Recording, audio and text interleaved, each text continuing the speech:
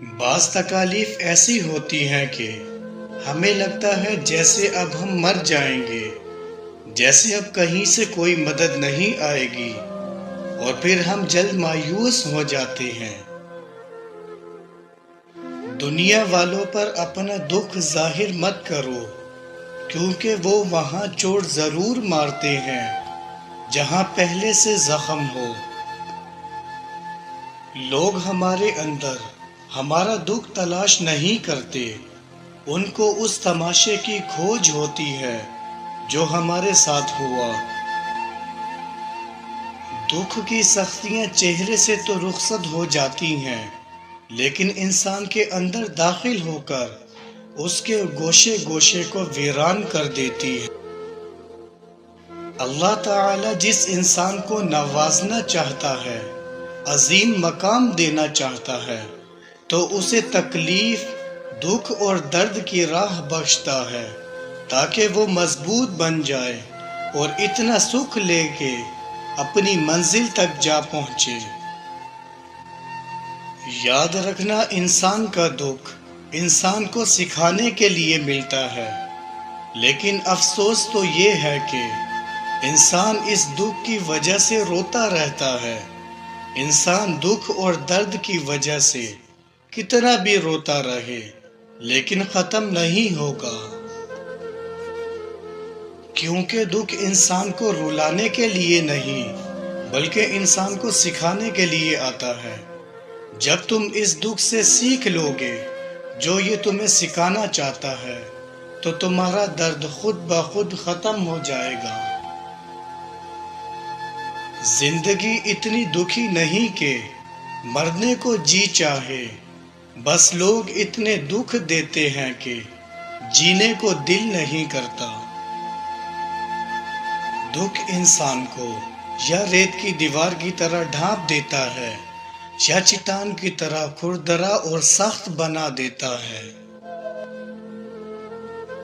یہ ایک حقیقت ہے کہ انسان کو جہاں سے پیار کی سب سے زیادہ امید ہوتی ہے، اسے دکھ بھی سب سے زیادہ وہیں سے ملتا ہے۔ اللہ پاک کہتا ہے، کسی کو تکلیف دے کر مجھ سے اپنی خوشی کی دعا مت کرنا، لیکن اگر کسی کو ایک پل کی خوشی دیتے ہو تو اپنی تکلیف کی فکر مت کرنا، مگر جانتے ہو کہ کوئی غم بھی مسلسل نہیں رہتا۔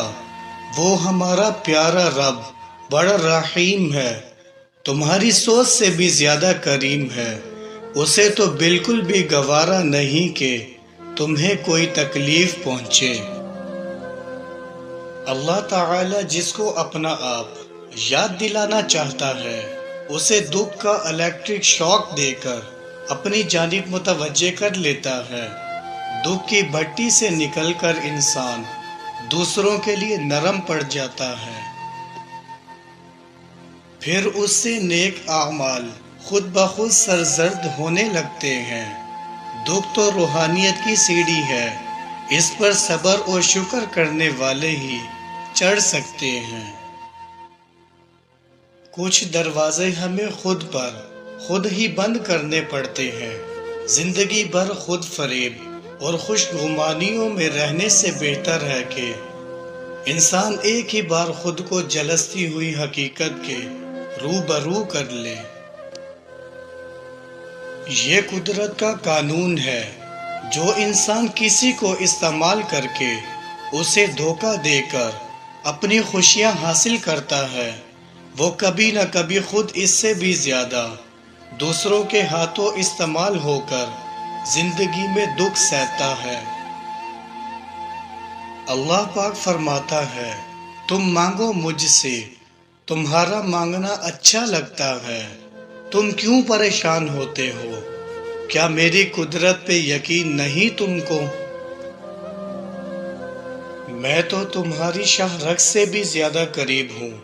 جب تم اپنی ماں کی نیت پر شک نہیں کر سکتے تو اس پر کیسی بے یقینی جو تم سے 70 ماؤں سے بڑھ کر محبت کرتا ہے۔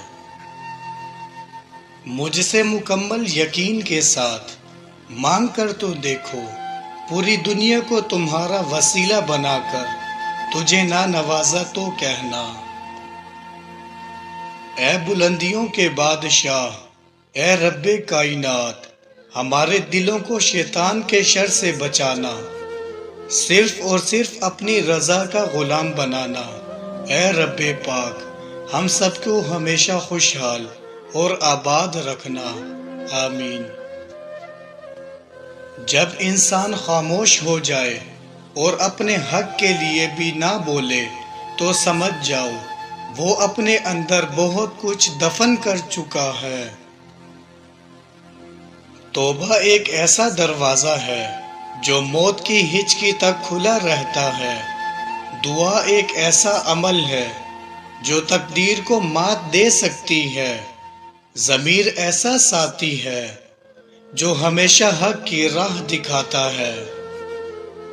آپ خود ہی اپنے لیے بہترین دلاسا ہے، بہترین دوست، بہترین دنیا اور مشکل وقت میں بہترین تھپکی جو آپ کو کبھی ہارنے نہیں دیتی۔ انسان دنیا میں جتنا مرضی تکبر کر لے، آخر کار اس گوشت نے کیڑوں مکوڑوں کی غذا ہی بننا ہے، ہڈیوں نے بوسیدہ ہو کر مٹی کے نیچے ہی جانا ہے۔ یا رب تو ہی اول، تو ہی آخر، تو ہی ظاہر، تو ہی باطن، ایک اور کرم فرما مجھ پر، میرے سارے زنگ اتار یا رب اور اپنا رنگ چڑھا مجھ پر۔ ندامت اور توبہ کا ایک آنسو اس مقام تک جاتا ہے جہاں پہنچنے کے لیے برسوں کی محنت اور عبادت درکار ہوتی ہے۔ دنیا میں کبھی کسی اچھے انسان کو تلاش مت کرنا، خود اچھے بن جانا۔ ہو سکتا ہے آپ کے کام سے کسی اور کی تلاش ختم ہو جائے۔ کسی کو چاہنا ہو تو دل سے چاہو، زبان سے نہیں، اور کسی پر غصہ کرو تو صرف زبان سے، دل سے نہیں۔